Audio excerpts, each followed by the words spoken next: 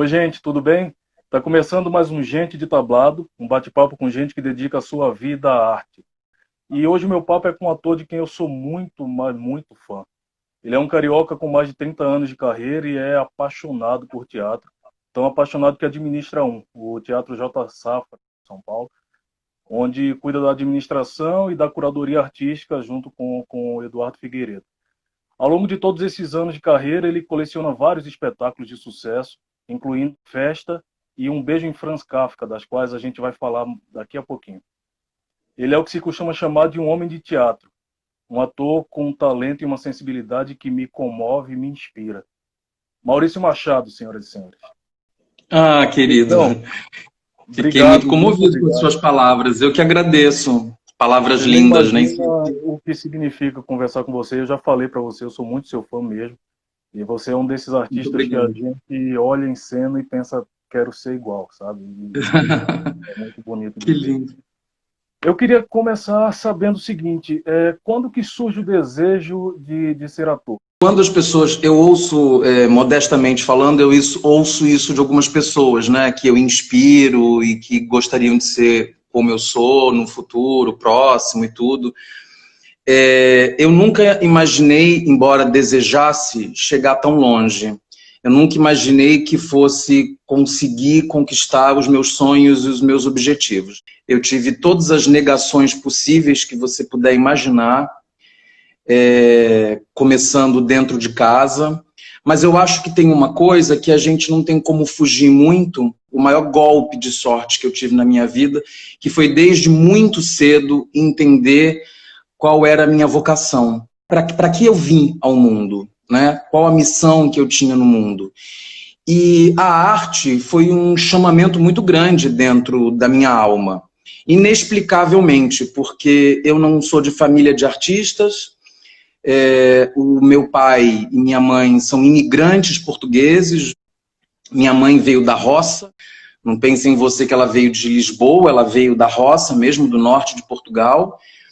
Então, uma realidade muito diferente da minha, né? Eu nasci no subúrbio do Rio de Janeiro, num bairro que até os próprios cariocas não conhecem, que se chama Rocha.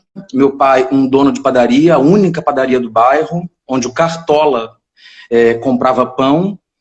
E tudo isso era uma realidade muito distante, apesar do meu pai gostar muito de arte. E os meus pais irem muito ao teatro, eles iam ao teatro regularmente, uma vez por mês, nas quartas ou quintas-feiras, que era o dia do ingresso mais barato do teatro.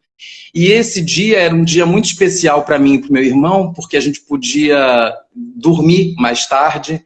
Então, era um dia que a gente podia assistir o Bem Amado, a gente podia assistir Jô Soares, a gente podia assistir Chico Anísio, e eu sentia uma conexão muito grande, muito forte com eles, assim. Eu ficava muito impressionado com o talento do Chico Anísio, que para mim até hoje é o grande gênio do mundo, mais do que Chaplin, mais do que qualquer outro. Uma pessoa que consegue criar mais de quase 200 tipos, com vozes completamente diferentes, corpos completamente diferentes, olhares, piscadas completamente diferentes. Então aquilo era uma coisa muito... que me chamava muito. Até que conheci Dercy Gonçalves, ela fazia uma novela na Bandeirantes, muito antiga, e eu me peguei, nunca contei isso para ninguém, mas eu me peguei muito constrangido, né? Hoje, se eu não fosse uma pessoa não fosse um garoto com um senso crítico muito forte, eu poderia achar que eu estava com crise de ser uma mulher trans, porque eu me peguei imitando a Dercy Gonçalves, vestindo as roupas da minha mãe e imitando a Dercy Gonçalves. E mal sabia ali que era a minha verve de interpretação surgindo. E aí eu ia mostrando, fazia teatrinho dentro do meu prédio, era um prédio com 5 apartamentos só, e reunia a molecada do prédio, e eu fazia teatro de marionete, obrigava todo mundo a assistir. Depois, na igreja, eu venho de uma família muito católica, eu fui coroinha de igreja, e para mim era como aquela celebração, para mim era um ato teatral, o ato litúrgico, aquela coisa toda. e eu me sentia um pouco o centro das atenções, e ao mesmo tempo, para uma criança tão tímida como eu era, e ainda sou um pouco, aquilo era libertador.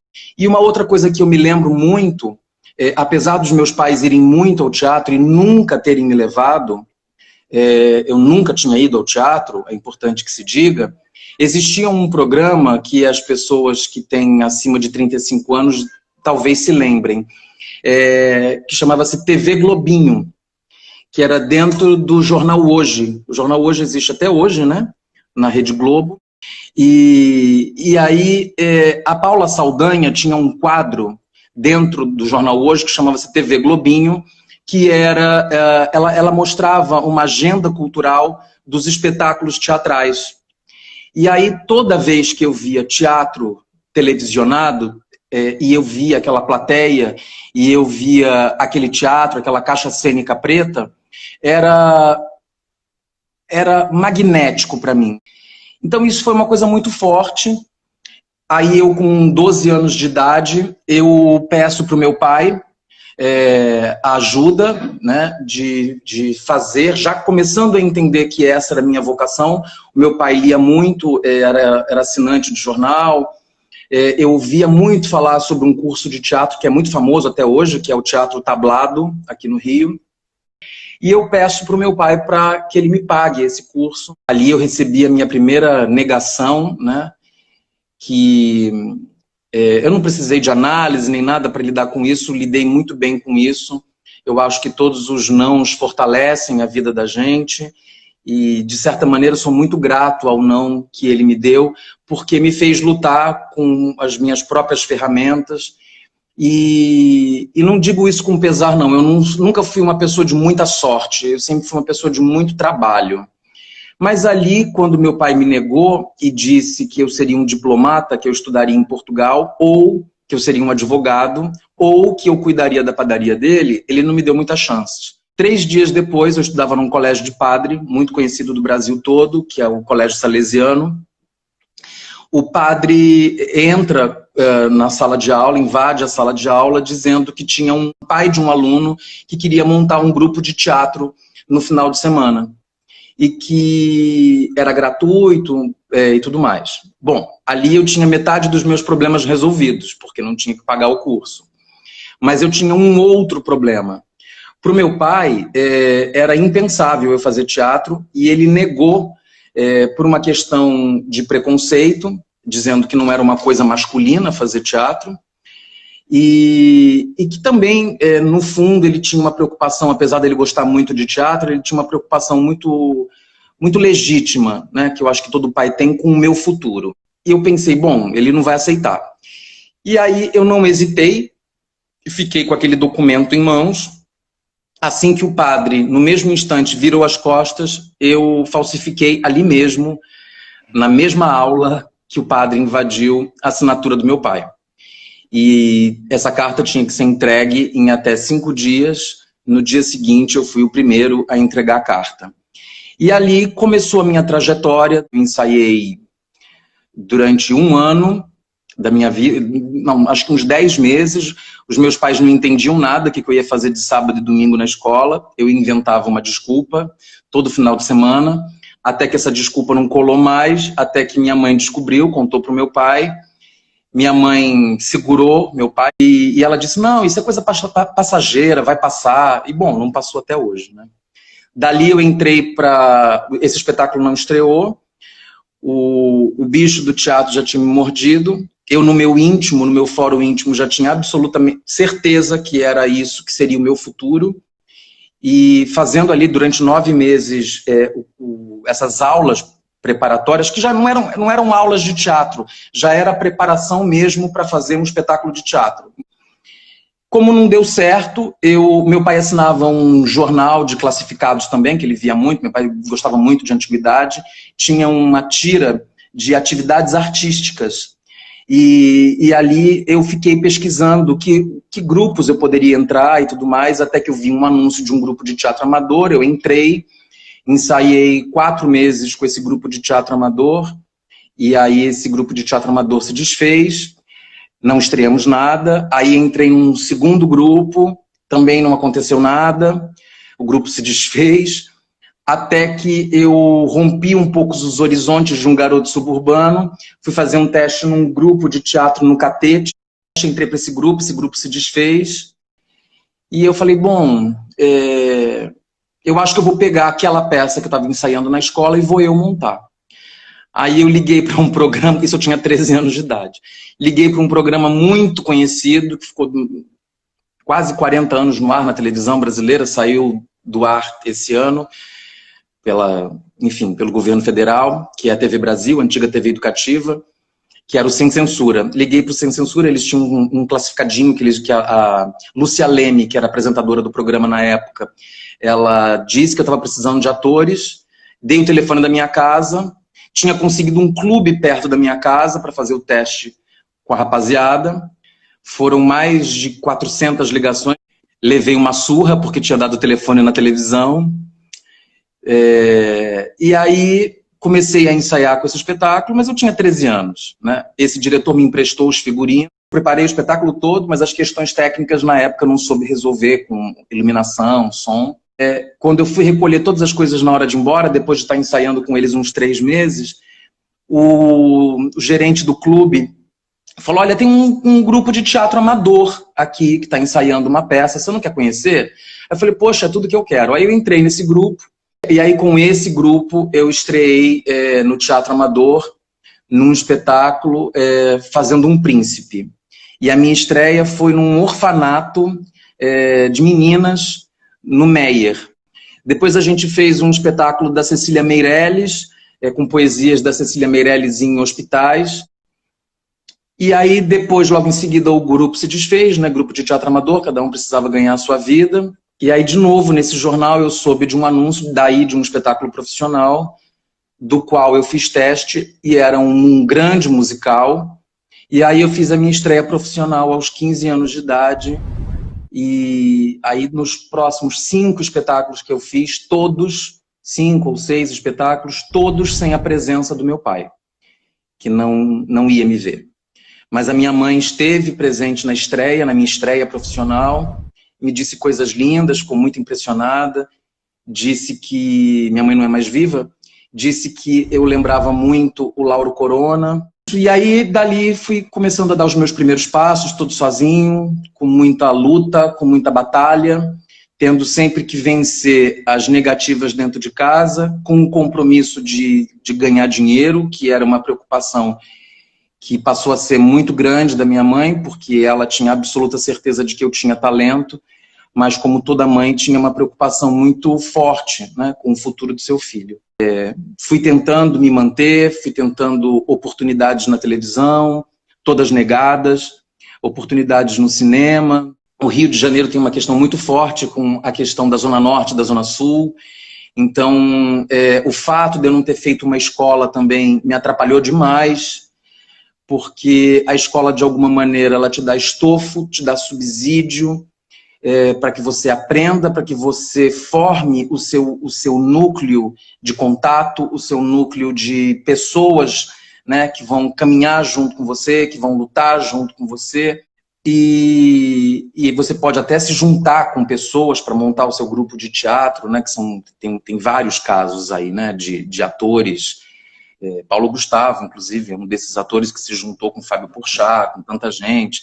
Então, eu não tive esse caminho da escola, porque tinha que lutar para trabalhar e, enfim, a minha pegada era no trabalho, eu fui aprendendo no trabalho. Depois, quando já me tornei um ator profissional, já tinha uns 4, 5 anos de carreira, aí eu me dediquei bastante a estudar. Aí fiz de um tudo.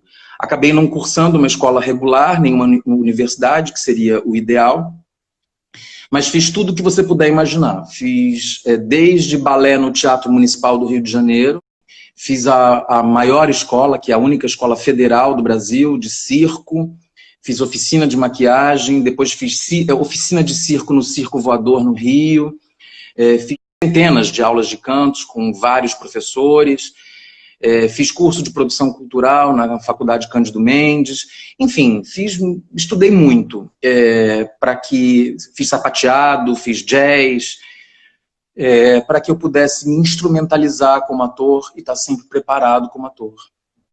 Ao longo desse tempo todo, você faz trabalhos na TV, trabalhos no cinema, tal, trabalhos muito bacanas, inclusive, mas é no teatro onde você mais está. É a vida quem te chama para o teatro ou é algo que uma preferência sua? É você quem quer estar ali? Ou as duas coisas? Olha, Danilo, eu nunca entendi muito uma parcela mínima de atores que menosprezam a televisão ou que menosprezem o cinema.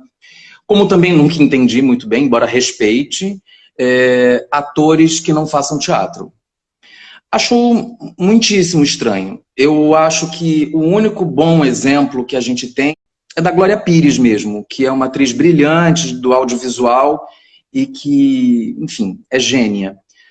Mas eu acho que o teatro, ele te prepara, ele te fortalece, te molda para qualquer outro veículo, para qualquer outra arte que você venha fazer do ofício de interpretar.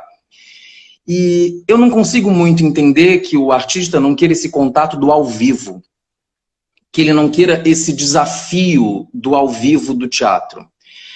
Porque é ali que a unha do seu dedo respira, entendeu? E o público percebe isso. O público percebe isso. E é ali onde você consegue saltar de um edifício de 48 andares. Porque na televisão, você tem um aparato. É muito difícil fazer televisão. Eu confesso para você que eu achava que no início da minha carreira era uma coisa simples, né? O nosso célebre e saudoso Valmor Chagas dizia que a televisão é a arte de vender Brastemp. Não deixa de ser uma verdade, porque se você não fizer tão bem, se você apenas der o texto, a televisão vai te corrigir. Então, ele está certo. A televisão vai te corrigir, porque o editor vai tirar a câmera de você e vai botar a câmera em outro. E claro, tem um aparato, tem uma direção. Agora, você decorar muitos textos para fazer como eu já fiz, 24, 26 cenas num dia, isso você tem que ter o estofo do teatro e isso é um bálsamo, isso é um presente para o teatro. Porque quando você vai também para o teatro, você está mais preparado ainda, você está mais ligado ainda. Porque quando o diretor te pede uma coisa, na metade da frase que ele vai explanar, que ele vai dizer sobre um pensamento, você já foi e já voltou. Você já está processando como é que você vai fazer aquilo. Porque a televisão te exige isso. Né? A televisão brasileira é a melhor televisão que se possa existir no mundo, no sentido da teledramaturgia. Ninguém faz novela melhor que nós. E aquilo é uma indústria. Então, você estar com o texto decorado, você decora mais rápido para o teatro, você tem que decorar muita coisa. E a decoreba para a televisão é completamente diferente da decoreba para o teatro. É uma decoreba descartável, que você tem que usar aquilo, se concentrar para fazer aquilo e eliminar aquilo do seu HD. Porque senão aquilo vai realmente ocupar espaço. Como no celular, que a gente vai colocando um monte de foto e vai carregando, vai enchendo, o HD da gente também é a mesma coisa. Então, as artes, elas se complementam, elas são muito importantes. Eu, se pudesse, faria, e se tivesse oportunidade, faria muito radionovela. É que eu não sou dessa geração. Eu adoraria poder fazer circo, coisa que eu ainda cheguei a fazer, que como eu fiz Escola Nacional de Circo, eu ainda cheguei, com 6 meses de escola, a subir no picadeiro. Então, eu adoraria poder fazer mais circo, adoraria poder fazer dublagem. E então, eu realmente não consigo entender assim, o ator que não queira fazer teatro e não queira ter esse contato ao vivo com o público. E realmente, não sei se é um medo, entendeu? Porque o teatro é difícil, é para poucos e precisa de uma vocação. E aí eu não entendo muito essa coisa do artista que é um funcionário de uma emissora. Entende? Eu entendo alguns atores como Caruso, por exemplo, um ótimo exemplo que me ocorre agora, que é oriundo do teatro e que se desdobra em mil para fazer televisão e teatro, ou toda vez que ele termina uma novela, ele vai imediatamente fazer uma peça de teatro, porque é onde a gente se reabastece, é onde a gente se reenergiza, entendeu? Para um próximo trabalho na televisão. E tudo aquilo que você faz num teatro, dificilmente você vai conseguir, mesmo tendo grandes oportunidades como ator, como uma Glória Pires. Dificilmente um ator vai conseguir ter chances de mostrar quem ele realmente é como intérprete, se não for no teatro. Então, é isso. Eu acho que o teatro é realmente fundamental. O que acontece é que alguns atores, por falta de oportunidade, dizem, né, por uma bobagem enorme, que repudiam, né, a televisão, porque talvez saibam lá no íntimo que eles não atendam a padrões estéticos ou a padrões físicos, comportamentais, e aí eles usam isso como uma válvula de repulsa ao veículo, entendeu? E eu acho que, por um outro lado, existe uma parcela mínima de atores de televisão que sentem muito medo e não confirmam isso, né, do desafio que é enfrentar um palco e ter que lidar com aquelas questões todas ali que são colocadas à prova ao vivo. Você fez montagens importantes, textos e Goethe, né, o Aprendiz de Feiticeiro, e entre outras montagens muito importantes. Só que eu queria falar contigo sobre duas montagens em específico. E a primeira é Festa Comédia, ser a comemoração por 30 anos de carreira. Uhum. E eu queria saber desse espetáculo, os textos, eles foram um presente dos autores de aniversário de carreira? Sim. Então, eu, graças a Deus, sou um cara bastante afortunado no teatro. Assim, desde 96 eu montei a minha produtora, Manhas e Manias Projetos Culturais, que inclusive eu convido a todos, porque há uma semana a gente montou finalmente, porque a produtora agora em outubro, tinha 24 anos de existência. A gente inaugurou em 12 de outubro, na nossa estreia de um espetáculo que foi o Corcunda de Notre Dame, que era uma super produção, com 11 artistas em cena, e me deu muita força montar essa produtora e entender que eu estava no caminho certo, porque logo nesse espetáculo eu fui indicado como o melhor ator do ano, foi o prêmio Mandembe de teatro. E ali eu fui indicado como melhor ator do ano de 1996, que foi o ano que o Corcunda de Notre Dame estreou. E a partir dali foram grandes projetos que eu fui fazendo, todos eles como protagonista, todos eles escolhendo com quem eu gostaria de trabalhar. Então trabalhei com Bibi Ferreira, com Márcio Aurélio, trabalhei com grandes encenadores, Gilberto Gavronski, trabalhei com grandes encenadores desse país.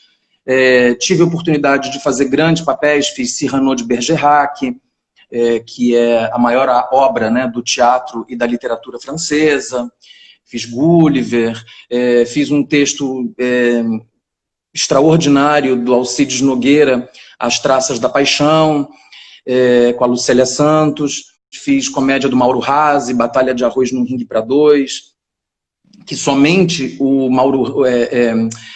a família do Mauro Razzi tinha dado direito somente para o Falabella e a Cláudia Gimenez fazerem, e eles conheciam o meu trabalho de um monólogo anterior que eu tinha feito, que era o Solidão à Comédia. Esse monólogo era do Vicente Pereira. O Vicente Pereira, para quem não sabe, foi o criador, né, da intitulação do gênero, que foi alcunhado pela Bárbara Eliodora, uma crítica daqui do Rio de Janeiro, de teatro besterol. Então, Solidão à Comédia é um clássico do teatro besterol, que eu tinha visto com o próprio Vicente Pereira fazer, e com direção do Jorginho Fernando. Então, eu tinha feito esse meu primeiro monólogo também. Depois desse monólogo, eu fui fazer outros espetáculos que foram me desafiando, como esse do Alcides Nogueira que eu comentei. Já tinha feito minha estreia na televisão, tinha feito 6 novelas, já tinha estreado no cinema. E aí eu pensei, poxa, 30 anos de carreira, eu vou precisar de alguma coisa que realmente seja um grande desafio. E, inicialmente, era um outro espetáculo que eu ia fazer, que era um espetáculo grandioso, com 15 atores, que é um projeto que eu ainda quero muito fazer, que eu não me esqueci dele, que é o M, o Vampiro de Düsseldorf, que é um clássico do expressionismo alemão, que eu ia fazer com Ulisses Cruz.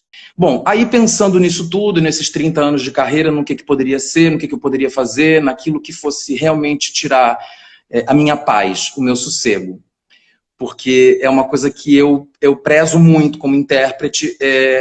Toda vez que alguém me dá alguma coisa para eu ler, ou que me traz alguma coisa para eu fazer que eu já mais ou menos entendo que caminho eu vou fazer, que caminho eu vou seguir, eu não quero, eu perco literalmente o tesão. Toda vez que é algo esquisito, estranho, e que eu não saiba como fazer, é o que me dá realmente tesão, é o que me move como artista. E aí, pensando muito nisso, eu tive um clique, que é uma coisa que eu nem tenho muito, porque eu não sou um ator que escreva. Eu sou muito bom de improviso, né? Nesse meu monólogo no Festa Comédia que você citou, hoje eu brinco com a plateia, tenho a plateia na minha mão, eu faço vários improvisos, eu faço todo um recorte dos acontecimentos nacionais que estão acontecendo com a política brasileira, né? O ministro, o nosso ex-ministro, né, da Educação escreveu impressionante com C, aí eu jogo isso dentro do contexto do espetáculo, a plateia vem abaixo, mas criar o roteiro do stand-up como um todo, isso nunca foi a minha praia. E aí eu tive o clique do argumento com Festa Comédia. Eu, no início de carreira, quando cheguei em São Paulo em 1988, um menino ainda. Eu trabalhei muito para pagar e comprar o meu macarrão instantâneo. Eu fiz muita animação de festa infantil. E fiz muita apresentação de evento. E é uma coisa que me deu uma cancha enorme, porque eu fazia drag queen em telegrama animado e fazia o lindo da montadora mais cara do país na época, apresentando o Salão do Automóvel à tarde. E apresentando o stand. Então, tudo isso foi me dando um repertório muito grande. Então, eu acho que eu vou fazer uma peça, falei sobre uma festa, e que se passe dentro de uma festa infantil, porque eu acho que isso dá pano para manga. E aí os personagens foram pulando da minha cabeça. Eu criei a mãe, que era uma mãe hipocondríaca, que tomava um monte de remédios, e que tinha ganho na Mega Sena da Virada, era faxineira de um clube de funk no Capão Redondo, e que agora ela se tornou, porque ganhou na Mega Sena, a dona da empresa de faxina do clube de funk do Capão Redondo. E aí eu fui criando todos os personagens, a menina da salsicha, que entregava salsicha na festa, do cachorro-quente, e que ela tinha um caso com o pai do aniversariante. Fui pensando nos personagens todos, até que eu fechei 5 personagens. Inicialmente tinha pensado numa menina, que seria aniversariante, daquelas meninas que odeiam que a mãe coloque aqueles laços de fita, não sei o que lá. Aí eu pensei em quem poderia escrever. Aí eu falei, bom, se vou comemorar 30 anos de carreira, tem que ser 5 autores, e seria uma forma de eu reunir também as pessoas com quem eu tinha trabalhado, né? Uma lembrança boa desses 30 anos de carreira. E aí foi assim que aconteceu. A primeira pessoa que eu me lembrei foi do Valcir Carrasco, porque na minha carreira foi uma das pessoas com quem eu mais trabalhei. Eu pisei no palco do Antológico Teatro Brasileiro de Comédia, o TBC, pelas mãos do Valcir, que na época também, isso em 89, o Valcir ainda era um autor em início de carreira, muito respeitado como jornalista já na época, e estava dando os primeiros passos como dramaturgo. Depois fiz outros 3 espetáculos com Valcir, minha estreia na televisão foi com Valcir. Aí eu fui montando o elenco, o Valcir foi a primeira pessoa que eu chamei, ele topou de cara, ele perguntou se alguém já tinha escolhido aniversariante, aí eu falei que não, porque ele era o primeiro que eu estava ligando, ele falou, bom, eu topo fazer, mas tem uma condição, eu não quero que seja uma menina, eu quero que seja um menino, e quero que esse menino tenha uma condição específica dentro do espetáculo, que aí você assistiu, você sabe qual é. que é uma grande revelação, que ele é o último personagem, é o personagem que aparece no final da peça, e ele solta uma bomba no meio da festa. E é uma maneira também da gente puxar um pouco o tapete do público, que foi ali para se divertir, mas que tem uma reflexão. Se liga, porque na próxima quinta-feira tem mais papo com o ator Maurício Machado. Ele vai falar sobre o premiado espetáculo Um Beijo em Franz Kafka e sobre o atual cenário cultural e artístico no Brasil. Nós ganhamos prêmios importantíssimos no ano passado. Nós ganhamos Cannes. O Brasil ganhou 2 prêmios importantíssimos internacionais. E não houve uma menção a isso dentro do Brasil.